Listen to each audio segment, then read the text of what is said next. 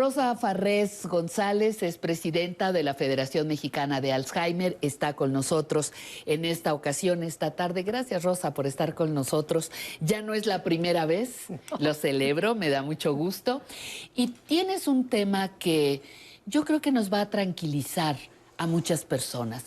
¿Cuáles son las señales de alerta para pensar que la persona que quiero, que la persona con la que vivo, tiene alertas de demencia? Pati, pues más bien buenas tardes. tardes. Y además, muchísimas gracias por el espacio, como te dije en algún momento. Gracias por darle espacio a las demencias. A las demencias, con mucho gusto. En México nos hace mucha falta escuchar hablar de demencias. Yo lo que pienso es que quien se conoce mejor es la persona. ¿No? Una misma. Una misma. Yo creo que esas primeras señales que pueden ser tan suaves, uno las empieza a detectar, ¿no? O sea, uno mismo empieza a detectar.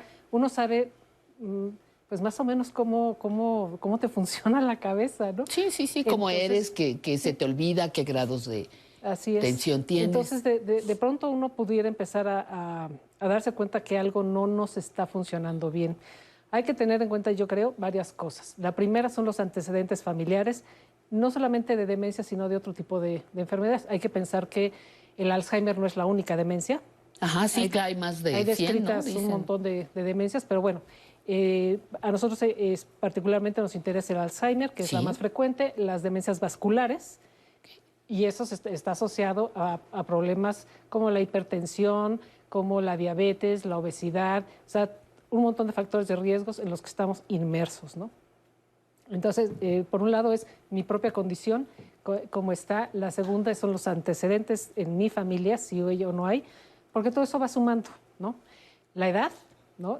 En el Alzheimer, por lo menos, la edad también va sumando. ¿Precipita el diagnóstico pues muchos años? El factor de riesgo más importante es la edad. Okay. Entre más años tengo más posibilidades de desarrollar ciertos tipos de demencia, ¿no? Entonces, bueno, por un lado es el atender, el darme cuenta que cuando el cuerpo envejece, no solamente envejece la piel, envejece todo lo que está dentro. Claro, ¿no? claro. El cerebro envejece. Entre ellos. También, ¿no? Entonces, cuando empiezo a tener problemas como en mi entorno más inmediato, cuando empiezo a tener ciertos olvidos, que a lo mejor hay momentos en que recupero la información, pero a lo mejor hay momentos en los que ya no recupero la información. Cuando empiezo a actuar o a desubicarme, por ejemplo, en un centro comercial, ¿no? Por ejemplo, al súper donde has ido, o al tianguis donde has ido tantas veces. De pronto se te mueve el mundo, se mueven los espacios y no sabes por dónde entraste o por dónde debes de salir ahora, ¿no? Cuando las palabras se empiezan a confundir, ¿no? Y muchas veces alcanzamos a darnos cuenta, pero hay un punto en el que ya no nos damos cuenta nosotros y entonces empiezan a darse cuenta los de alrededor. Digamos, es un paso 2, un nivel 2. Sí.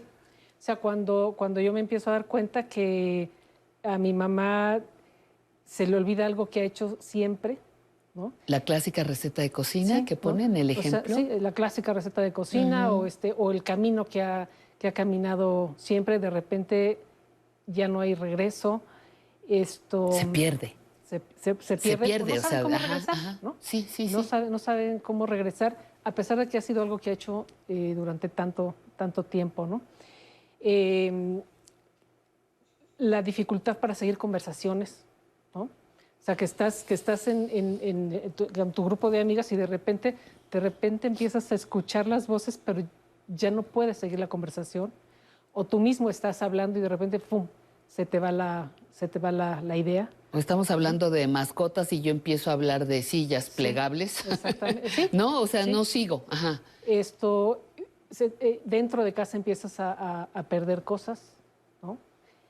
Porque si siempre guardas las llaves o pones las llaves en un punto, pues hoy de pronto las pusiste en otro lugar que no tiene nada que ver, ¿no? Y luego ya no las encuentras, ¿no? O sea, yo sí creo que la persona empieza a darse cuenta que algo está mal, que algo está fallando. Y además, en el caso del Alzheimer, por ejemplo, se dice que el proceso de neurodegeneración Ajá. inicia 10, 15, 20 años antes de las primeras manifestaciones, ¿no? ¿Qué es lo que pasa en mi cerebro que empiezo a tener ese tipo de cosas? Ya sé que no eres neurofisióloga, ni mucho No, menos, pues, perdón, pero, una ajá, sí. pero ¿qué me pasa en la cabeza? El cerebro está conformado por neuronas y las neuronas tienen las famosas dendritas de acciones. Todo eso forma una red Sí, en nuestro cerebro. sí. Es una red como el universo, literalmente, o sea, es el universo Así conectado. Se dice que cada neurona tiene 50,000 conexiones, o sea, un montón. Y lo que empieza a suceder por la enfermedad que nos aqueje, sea Alzheimer, sea algo, las neuronas o empiezan a desconectarse o empiezan a morirse. Y entonces empiezan a perder los canales de comunicación.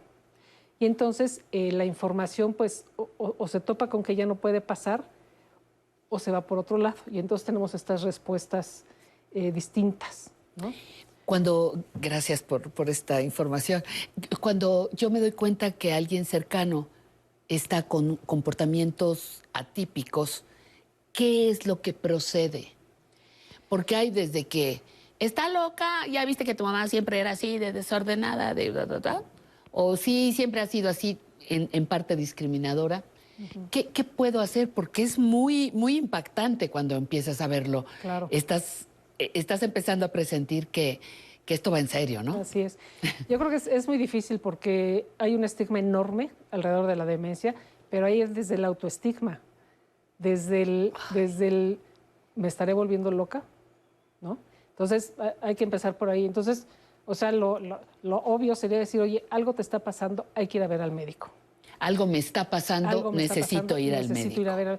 Yo creo que, bueno, suena muy fácil decirlo. Sí. Pero bueno, si de pronto yo ya no estoy viendo bien, pues voy a ver al médico a ver qué pasa. Que me vuelva a graduar los lentes. Exactamente, no voy y lo atiendo. Es más complicado decir, algo le está pasando a mi cabeza, algo me está pasando en la cabeza, necesito ver a un neurólogo, ¿no? O sea, pero además es bien curioso porque entre más pronto sepamos qué es lo que nos está pasando, más pronto actuamos y más pronto hacemos cosas. De que puede iniciar el proceso a que yo deje de poder tomar decisiones, por ejemplo, puede pasar muchísimo tiempo. Es un tiempo dorado. ¿Se puede lentificar ese proceso? Sí, claro. Eso yo creo que es muy importante. Se puede lentificar. Que vaya más despacito. Sí, se puede lentificar trabajándolo, poniendo a trabajar el cerebro. El cerebro. No hay cura. Al día de hoy no hay manera de curarlo, desafortunadamente, pero sí se pueden hacer muchas cosas por hacer que el proceso sea más lento. ¿Y para qué nos sirve que sea más lento? Para que la persona sea autosuficiente el mayor tiempo posible, para que pueda actuar, para que pueda seguir su vida lo más regularmente posible, ¿no? Entonces, hay muchas razones por las cuales hay que actuar. El asunto de ya no hay nada que hacer, que eso se decía hace unos años. O sea, su familiar tiene Alzheimer, ya no hay nada que hacer, cuídelo, que no se vaya a salir porque se pierden. Eso ya no es. O sea, yo sí, o sea, hay muchísimas alternativas, hay muchas cosas que hacer, pero sobre todo hay que pensar que si bien no hay cura, sí hay calidad de vida. Eso es muy importante. Y hay que trabajar alrededor de la calidad de vida. Y yo creo que una de las cosas para las que nos puede dar tiempo es para resolver nuestro entorno, como decía la invitada anterior, resolver nuestro entorno, reconciliarnos con nuestras redes, porque la red más importante es la familia, debe ser la familia. A ver, hay una situación a la que se enfrentan gran número de familias. Voy, a ver a qué médico, qué especialista, cuando yo me siento mal, algo está pasando en mi cerebro, ¿a qué especialista debo ver? Hay que ver al geriatra, hay que ver neurólogo, sí, el médico internista, neuropsicología, la evaluación de la neuropsicología es muy importante, o al psiquiatra. Neurólogo, geriatra. A mí en lo personal le voy más al geriatra porque como que vea toda la persona, ¿no? Pero es bien importante también que desde el médico haya sensibilidad ahí hacia te voy a decir, las personas. Ahí iba yo a llegar. Perdóname que te interrumpo, Rosa, pero cuando el doctor me dice, señora, tiene demencia senil, No, Dios. Tiene demencia senil, no hay nada que hacer. No, es que te lo dicen. Sí, claro. Sí, te sí. lo dicen, tú lo sabes mejor que yo. Sí, sí. Entonces, ¿qué hago? Uno, demencia senil, ese término ya no se usa, no existe. No existe. Lo hemos dicho muchas veces, lo seguiremos repitiendo. Entonces, ¿qué me va a decir él? Hay un problema de demencia.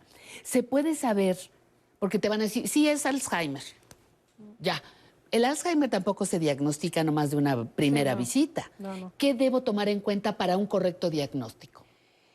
La serie de estudios que se hacen y sobre todo que el médico nos explique de qué se trata el proceso. A lo mejor el médico no quiere hablar de todo el proceso y poner un escenario muy dramático. Porque pero bueno, pero sí que nos explique lo que está sucediendo, lo que va a suceder y qué es lo que sí podemos hacer. No enfocarse a la enfermedad y a lo que voy a perder, sino a todo lo que sí podemos hacer, todo lo que la persona sí va a poder hacer, darle alternativas. Es un cambio totalmente diferente. Totalmente. No es todo lo que voy a perder, sino lo que sí puedo hacer. Así es. O sea, hay que centrarse, el médico necesita centrarse en la persona, no en la enfermedad, ¿no? La enfermedad no tiene cura. Ya sabemos. Ya lo sabemos. Pero la persona tiene una vida, tiene una historia, necesita construir o reconstruir sus redes, necesitan saber qué van a hacer. Porque lo que desgasta mucho es la desinformación, la ignorancia, el no ver un futuro y el no ver alternativas. Y yo fíjate que creo que tiene un papel muy importante la manera en que te informa el médico y el diagnóstico cómo te lo da.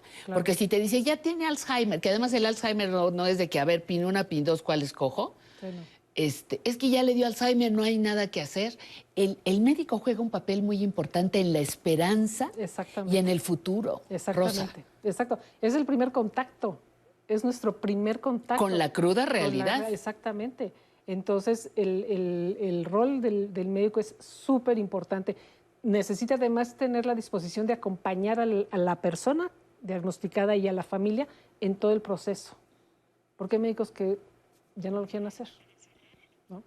Entonces, yo creo que eso es muy importante, que el médico esté dispuesto.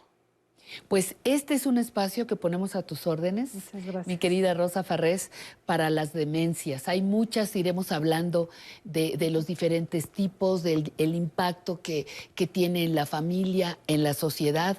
Hay una década ahora dedicada a la demencia y nosotros estamos comprometidos porque nuestros adultos, nuestras personas mayores, requieren de esta información. Rosa Farrés, de la Fundación Mexicana de Alzheimer, Federación Mexicana de Alzheimer. Siempre te quiero poner fundación. Sí. Muchísimas gracias por haber estado aquí. Te agradezco muchísimo. Muchas gracias a ti.